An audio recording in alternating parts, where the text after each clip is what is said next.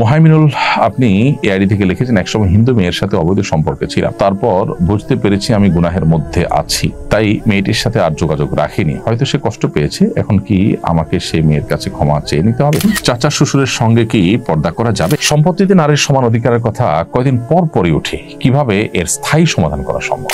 আমাদের এর বয়স মাত্র 1 বছর, আমার স্বামীর বয়স অল্প, তাই সে এখন বাচ্চা নিতে চায়, কিন্তু আমার বাচ্চার অনেক শখ। আমি কি তাকে না জানিয়ে পিল অফ রেখে বাচ্চা নেওয়ার চেষ্টা করতে পারবো? আমার বিয়ে হয়েছে 9 বছর আগে পারিবারিক ভাবে, কিন্তু আমাদের কাবিন হয়েছে মুখে মুখে, কাগজ কলমে নয়। এতে কোনো সমস্যা হবে? আমার বোন সিজারের সময় ডাক্তারের ভুলের কারণে মারা যায়, সে কি শহীদ মর্যাদা পাবে? আমি নিজের জীবনের কোনো লক্ষ্য ঠিক করতে পারছি না, কোনো কিছুতে ফোকাসড থাকতে পারছি না, ডিস্ট্রাক্ট হয়ে থাকি, আমার জীবনের উদ্দেশ্য খুঁজে পাই না, করণীয় কি?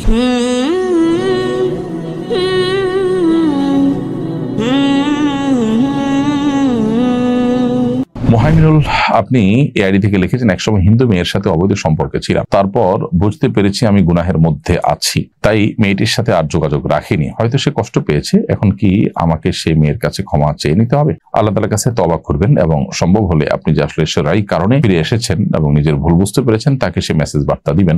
তার কোনো হক নষ্ট করে থাকলে তার সাথে প্রতিশ্রুতি দিয়েছেন, অথবা তার সাথে তাকে আপনি তার কোনো অধিকার নষ্ট করেছেন কোনোভাবে, আমি জানি না, সেরকম যদি হয় তাহলে সেক্ষেত্রে আপনি অবশ্যই তার কাছ থেকে মাপ চাইবেন, কিন্তু সেই সাথে মূল মাপটা আল্লাহর কাছে এখানে চাইতে হবে আপনাকে। জান্নাত চৌধুরী আইডি থেকে আপনি লিখেছেন, চাচা শ্বশুরের সঙ্গে কি পর্দা করা যাবে? উত্তর হলো, পর্দা করা যাবে নয়, বরং পর্দা করতে হবে। চাচা শ্বশুরের সাথে পর্দা করতে হবে। চাচা শ্বশুরের সাথে আপনি দেখা দিতে পারেন না। একজন নারী হিসাবে আপনার স্বামীর চাচা, তিনি আপনার গায়ের মাহরাম, যার কারণে তার সাথে আপনি পর্দা মেনটেন করে চলতে হবে। সম্পত্তিতে নারীর সমান অধিকারের কথা কয়দিন পর পরই উঠে, কিভাবে এর স্থায়ী সমাধান করা সম্ভব?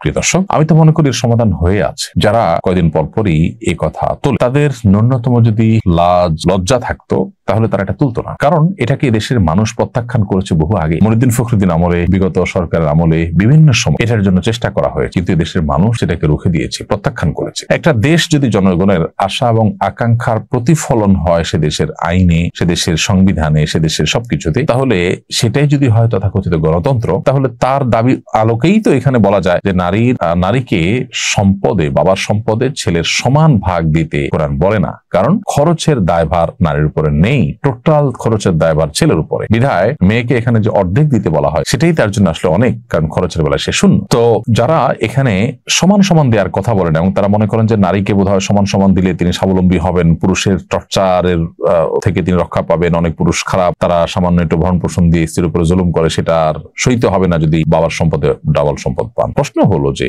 বাবার সম্পদে 1 আনা পাচ্ছেন, সেখানে 2 আনা পালে, ডাবল পাইলে আর এই জুলুম তার হবে না, তিনি সুখের সংসার করতে পারবেন, এই গ্যারান্টি আপনাকে কে দিয়েছে? আমরা তো দেখি যে সমস্ত মেয়েরা সচ্ছল, যে সমস্ত মেয়েরা নিজেরা উপার্জন করছেন, চাকরি বাকরি করছেন, তাদের দাম্পত্য জীবনে অশান্তি আরো বেশি, তারা তো বরং পারিবারিক জীবনে সুখ শান্তিতে কম আছে। প্রত্যেকটা জরিপ এবং প্রত্যেকটা সার্ভে এই তথ্যই দিচ্ছে আমাদেরকে। তাহলে বোঝা গেল যে নারীকে সম্পদের ক্ষেত্রে ভাইয়ের সমান বোনকে যদি দেওয়া হয় তাহলেই শুধুমাত্র এই সমস্যা দূর হয়ে যাবে, তার জুলুম কমে যাবে, তা কিন্তু নয়। বরং যেটুকু শরীয়ত তাকে দিয়েছে সেটুকু যদি তাকে আদায় করার ব্যবস্থা থাকে, যেমন বাবার সম্পদে তিনি পান, মায়ের সম্পদে তিনি পান, ভাইয়ের সম্পদে তিনি পান, বোনের সম্পদে তিনি পান, স্বামীর সম্পদ তিনি পান, এবং সন্তানদের সম্পদ তিনি পান, মোহর হিসাবে তিনি পান, তার সব পাওনাগুলো যদি আদায়ের ব্যবস্থা থাকে তাহলে সেটা দিয়ে কিন্তু তিনি স্বাবলম্বী হতে পারেন, নিজের পায়ে নিজে দাঁড়াতে পারেন। নারীকে সম অধিকার দেওয়ার কথা বলে মূলত সমাজকে, পরিবারের যে বন্ধন আছে, আমাদের পারিবারিক যে সুখ আছে, এটা দূর করার অপপ্রয়াস চালাচ্ছে এক শ্রেণী মানুষ। কারণ তখন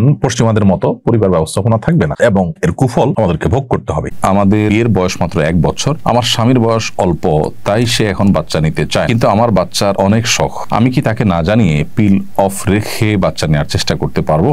বোন এনায়া ইফরা, আপনার প্রশ্নের উত্তর হলো, আপনার স্বামী তিনি আপনাকে সন্তান গ্রহণ থেকে কোনো যৌক্তিক কারণ ছাড়া নিবৃত্ত রাখতে পারেন না। শরীয়ী বা শরিয়া গ্রাহ্য কোনো ওজোরের ভিত্তিতে যদি তিনি আপনাকে নিষেধ করেন তাহলে সেটা ভিন্ন বিষয়। এর বাইরে তিনি এখন ভয় পাচ্ছেন, অথবা সন্তান কি খাবে সেই চিন্তা করছেন, অথবা মানুষ কি বলবে সেসব ভাবছেন, এসব কারণে তিনি তিনি আপনাকে যদি সন্তান নিতে নিষেধ করেন তাহলে সেটা তার জন্য অন্যায় কাজ। ঠিক একইভাবে কোন নারী যদি তার স্বামীকে সন্তান নিতে না দেন, বাধা দেন, তাহলে সেটা তার পক্ষ থেকে অন্যায় কাজ। মূলত আল্লাহ রাব্বুল আলামিন বৈবাহিক এই সম্পর্ক স্থাপন করবার নির্দেশ করেছেন মানব ধারা পৃথিবীতে যেন টিকে থাকে সেজন্য। নবী সাল্লাল্লাহু আলাইহি ওয়াসাল্লাম চান তার উম্মার সদস্য সংখ্যা বাড়ুক, এজন্য তিনি বিভিন্ন হাদিসে আমাদেরকে উৎসাহ দিয়েছেন যেন এমন পরিবারের মেয়েদেরকে বিয়ে করা হয় যে পরিবারের মেয়েদের মধ্যে সন্তান জন্মদানের প্রবণতা এটা বেশি।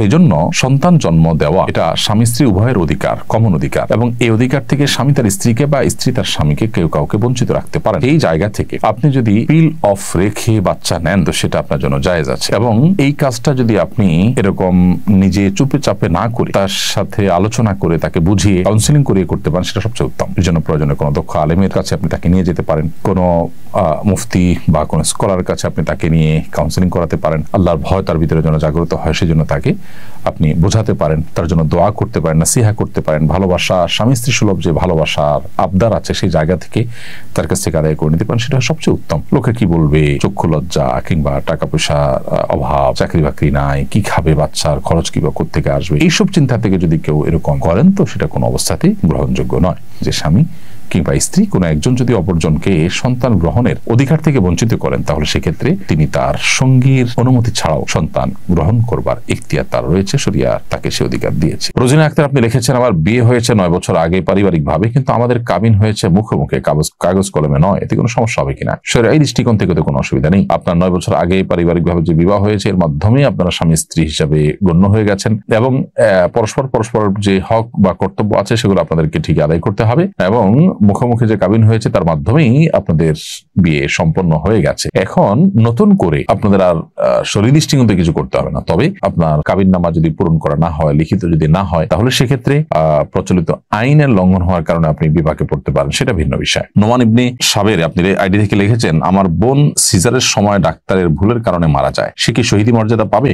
ডাক্তারের ভুলের কারণে যদি মারা যায় এবং চিকিৎসা করতে গিয়ে মারা যায়, শাহাদাতের মর্যাদা তাকে দিতেও পারেন। সাধারণত পেটের পীড়া কেউ মারা গেলে, আকস্মিক দুর্ঘটনা মারা গেলে তাকে শহীদের মর্যাদা দেওয়ার কথা হাদিসে বলা হয়েছে। তো এভাবে ডাক্তারের ভুলের কারণে মারা গেলে বা ট্রিটমেন্ট করতে গিয়ে মারা গেলে তাকে শাহাদাতের মর্যাদার কথা সরাসরি বলা না হলেও অন্যান্য যে 5টি শ্রেণীর মানুষকে যারা এরকম আকস্মিক বিপদের মধ্যে পড়ে যারা মৃত্যুর মুখে পতিত হয়েছেন তাদেরকে শাহাদাতের মর্যাদা দেওয়ার কথা যে বলা হয়েছে তার উপর ভিত্তি করে এখানেও শাহাদাতের মর্যাদা তিনি পেতে পারেন, সেই ধারণা আমরা করতেই পারি। আমি নিজের জীবনের কোনো লক্ষ্য ঠিক করতে পারছি না, কোনো কিছুতে ফোকাসড থাকতে পারছি না, সবসময় ডিস্ট্রাক্ট হয়ে থাকি, আমার জীবনের উদ্দেশ্য খুঁজে পাই না, করণীয় কি? দেখুন, এই যে অস্থিরতা, এই যে ব্যাকুলতা, এটা মূলত আল্লাহর স্মরণ না থাকার কারণে। আপনি 5 ওয়াক্ত নামাজ, নিয়মিত কোরআন কারীমের তিলাওয়াত, সকাল সন্ধ্যার দোয়া জিকির এবং অন্যান্য সমস্ত আমলগুলোকে কায়ে মনোবাক্যে আপনি করতে থাকুন, পরিপূর্ণ মনোযোগের সাথে করতে থাকুন, মহব্বতের সাথে করতে থাকুন, নেককারদের সান্নিধ্য পরিবেশের মধ্যে আপনি নিজেকে রাখুন, ইনশাআল্লাহ আপনার অবস্থার মধ্যে পরিবর্তন হবে। সেই সাথে আল্লাহ সুবহানাহু ওয়া তাআলার কাছে আপনি